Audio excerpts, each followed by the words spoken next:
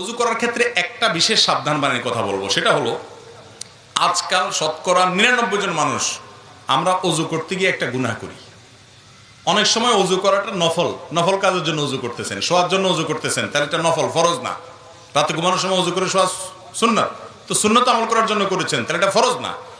কিন্তু আপনি ওযু করতে গিয়ে একটা কবিরা গুনাহ করতেছেন। ওযুটা সুন্নাত, সেটা করতে গিয়ে একটা কবিরা গুনাহ করে বসতেছেন। ম্যাক্সিমাম মানুষ আমরা এই অপরাধের সাথে জড়িত। সেটা কি? পানি অপচয়। পানির অপচয়। অপচয় করা কি সওয়াবের কাজ না গুনার কাজ? ছোট গুনাহ না বড় গুনাহ? আল্লাহ রাব্বুল আলামিন এটাকে বড় গুনাহ, কাবিরা গুনার মধ্যে রেখেছেন, অপচয় করা। আপনি পানি ব্যবহার করতে পারেন, নষ্ট করতে পারেন, প্রয়োজনের চাইতে অতিরিক্ত ব্যবহার করলে এটা অপচয়, এটা হারাম। আমরা অনেক ভাইরা আছেন ওযু করতে যে পরিমাণ পানি ব্যবহার করি, বিশেষ করে ট্যাপে তো ওযু করে আজকাল প্রায় সবাই। এই ট্যাপ চালাই দিয়া হাত ধোয়া শুরু থেকে নিয়ে পা ধোয়া পর্যন্ত যত পানি যায়, এগুলো যদি একটা বড় বালতিতে ধরে রাখেন, একদিন একটু ট্রাই করে দেখেন যে, এবং একটু চেক করেন যে আমি কতগুলো পানি ব্যবহার করলাম ওযুতে। আপনি দেখেন প্রায় আধা বালতি বা তার চাইতে বেশি হয়ে যাবে ব্যবহার করেছেন। ঠিক না ঠিক? আর রাসূল আকরাম সাল্লাল্লাহু আলাইহি ওয়াসাল্লামের ওযুতে কত পানি লেগেছে জানেন? হাদিসে সে বিবরণও আসছে। এখানে তো গ্লাস নাই, দেখানো যেত। এই যে মনে করেন কাপটা আছে, এই কাপটাতে যে পরিমাণ পানি লাগবে তার চাইতে আরেকটু বেশি, আনুমানিক আর কি, এক্সাক্ট না। ধরেন এটা 2 কাপ, এই পানি দিয়ে তিনি ওযু কমপ্লিট করতেন। কিছু কম বেশ হবে, কিন্তু এর বেশি না। ধরেন 1 গ্লাস আর কি, 1 গ্লাস পানি দিয়ে ওযু করতেন। আপনি এবার চিন্তা করেন, মুখ হাত ধোয়া থেকে নিয়ে পা ধোয়া পর্যন্ত সব কাজগুলো যেভাবে বলেছি এভাবে করতেন, কিন্তু পানি লাগতো ওইটুকু, আর আপনার লাগতেছে আধা বালতি। তাহলে আপনি অপচয় করতেছেন না করতেছেন না? এখন যদি বলেন এইটুকু দিয়ে আবার ওযু কিভাবে সম্ভব, এখন যদি এখানে বড় একটা গামলা নিয়ে আসতেন আর একটা গ্লাস পানি নিয়ে আসতেন, তাহলে আমি দেখা দিতে পারতাম। গামলা তো আশেপাশে নাই মনে হয়, ইনশাআল্লাহ কোনো এক সময় দেখাবো। ইউটিউবে অনেক ওলামায়ে কেরাম, বিশেষ করে আরবের অনেক ওলামায়ে কেরাম কিভাবে এই পানি দিয়ে নবীজি ওযু করতেন এটা দেখাই দিয়েছেন তারা হাতে কলমে। দেখেন, কোষে অল্প একটা কোষে পানি নেবেন, এই 1 কোষ পানিকে আপনি মুখে নিয়ে এবার ডলেন, 3 বারে 3 কোষ পানি নেন, মুখ ধোয়া শেষ। হবে না? হবে না? ট্রাই করে দেখেন।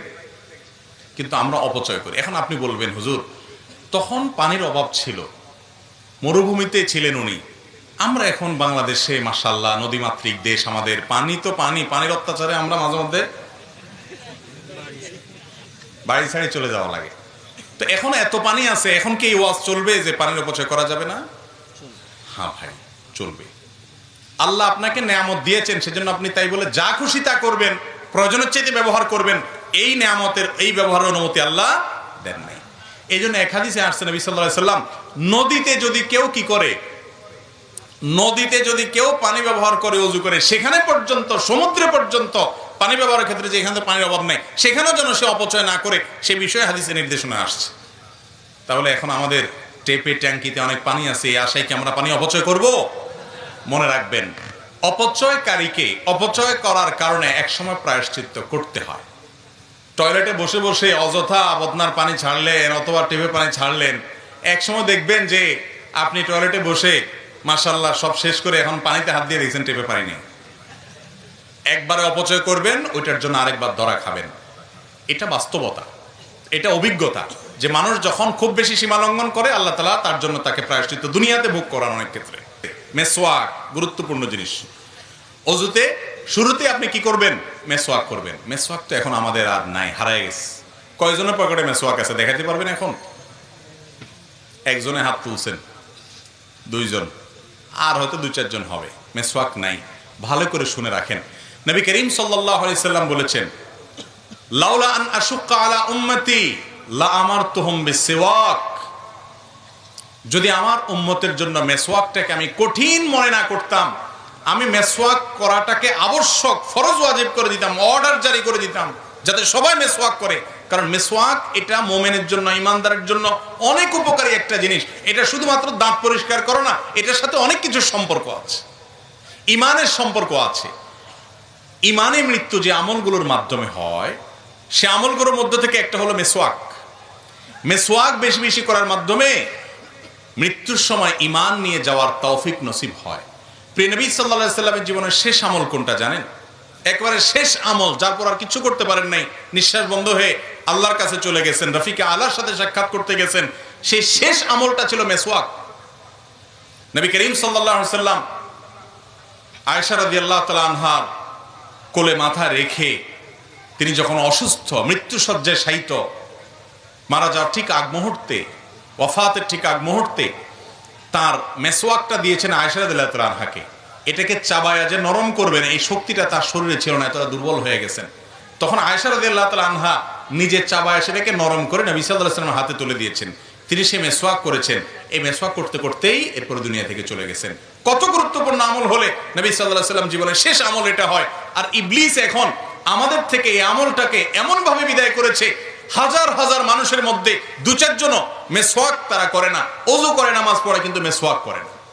ভাইরা আমার, আমাদের দাঁতে যে নার্ভগুলো আছে এগুলোর সাথে ব্রেইনের একটা সম্পর্ক আছে। মেসওয়াক এটা করার মাধ্যমে আল্লাহ রাব্বুল আলামিন বান্দার ব্রেইনে ঈমানকে তরতাজা রাখেন। এবং এটা নিয়ে বেশ কয়েকটা গবেষণা আছে, দারুণ দারুণ কিছু গবেষণা আছে। এই গবেষণাগুলো আমি যাদের প্রতি খুব আস্থা রাখি, এরকম কিছু ভাইয়েরা আমাকে পড়ে তার নির্যাসটা জানিয়েছেন। আমি তাদের উপরে ভরসা, তাদের উপর আস্থা রেখে আমি সেই আর্টিকেলগুলো সম্পর্কে টুকটাক আরো জানার চেষ্টা করেছি। করার পরে আমার কাছেও পরিষ্কার হয়েছে তাই যে মেসওয়াকের সাথে মানুষের ঈমানে মৃত্যু নসিব হওয়ার একটা সম্পর্ক অনেক সুনিবিড় আছে। আমরা ব্রাশ করেন আপনি ব্রাশ, আমরা আজকাল আঠালো খাবার খাই, চকলেট খাই, এমন কিছু খাই যেগুলো 1400 বছর আগে মানুষরা খেতেন না। সেই হিসাবে আমরা ব্রাশ করি, পেস্ট ব্যবহার করেন, কিন্তু মেসওয়াকটা ছাড়বেন না। মেসওয়াকটা এটা শুধুমাত্র দাঁত পরিষ্কার করা না, এটা দাঁত পরিষ্কার করা ছাড়াও এর স্পিরিচুয়াল অনেক পাওয়ার, এর আধ্যাত্মিক অনেক পাওয়ার, স্পিরিচুয়াল অনেক পাওয়ার আছে যেটা আমরা বুঝি না। কিরকম হলে মেসওয়াকের কথা এভাবে বলেছেন? কেন ওযুতে তো কুলি করাও সুন্নত। নবীজি তো বলেন নাই যে আমি যদি আমার উম্মতের জন্য কুলি করাটাকে কঠিন মনে না করতাম ফরজ করে দিতাম, তা তো বলেন নাই। নাকে পানি দেওয়াটাকে তো এভাবে বলেন নাই, অন্য সুন্নতের কথা তো এভাবে বলেন নাই। এই মেসওয়াকের কথা এত গুরুত্ব দিয়ে বলেছেন। আরো মজার বিষয়, মেসওয়াক শুধু ওযুর সময় না, নামাজের সময় রাসূল আকরাম সাল্লাল্লাহু আলাইহি ওয়াসাল্লাম এর হাদিস থেকে নামাজের সময় মেসওয়াকের কথা বলা আছে। এইজন্য সৌদি আরবে গেলে, আপনার মক্কা মদিনায় গেলে দেখবেন আরাবিয়ানদেরকে তাদের পকেটে মেসওয়াক থাকে, ম্যাক্সিমাম আরাবিয়ানদেরকে নামাজে দাঁড়াইছে তারা বাইর করে একামত দিচ্ছে, তারা দাঁতের উপরে মেসওয়াকটা দিয়ে ঘষে আবার সেটাকে রেখে দিচ্ছে পকেটে। খুব সিম্পল। কিন্তু ওই যে নামাজের সময় মেসওয়াক করতেছে, এটা শুধুমাত্র দাঁত পরিষ্কার করা না, দাঁত পরিষ্কার চাইরে অনেক বেশি কিছু, নামাজে মনোযোগ আসার জন্য এটার উপকারিতা আছে। এর পাশাপাশি এই মেসওয়াকের আমলটা, এটা আপনি যখন শুতে যাবেন, আপনি যখন কারোর সাথে সাক্ষাৎ করতে যাবেন, বিভিন্ন জায়গায় মেসওয়াকের আমলটা করতে বলা হয়েছে। এই যে মেসওয়াকের আমলটা, এটা আজ হারিয়ে গেছে আমাদের থেকে। ওযুর সময় মেসওয়াক করাটা বিশেষভাবে সুন্নত। করবো তো ইনশাআল্লাহ। গাছের ডাল রেখে দিবেন, একটু ঘষবেন এবং কিছুদিন পর পর পাল্টাবেন। জান্নাত চাইবেন আর একটু কষ্ট করতে পারবেন না? এই মেসওয়াকের উপকারিতা অনেক অনেক গুণ বেশি। এটা আল্লাহ তাআলা আমাদেরকে বুঝার তৌফিক দান করুন। আমার ব্যক্তিগতভাবে আমার বাসায় মেসওয়াক বান্ডিল সহকারে আমি রাখি, বান্ডিল সহকারে, যাতে করে সব বাচ্চারা মেসওয়াক করার অভ্যাস গড়ে ওঠে। এবং এমনভাবে রাখা হয় যাতে অনেকগুলো মেসওয়াক থাকে, কখনো টান যেন না পড়ে।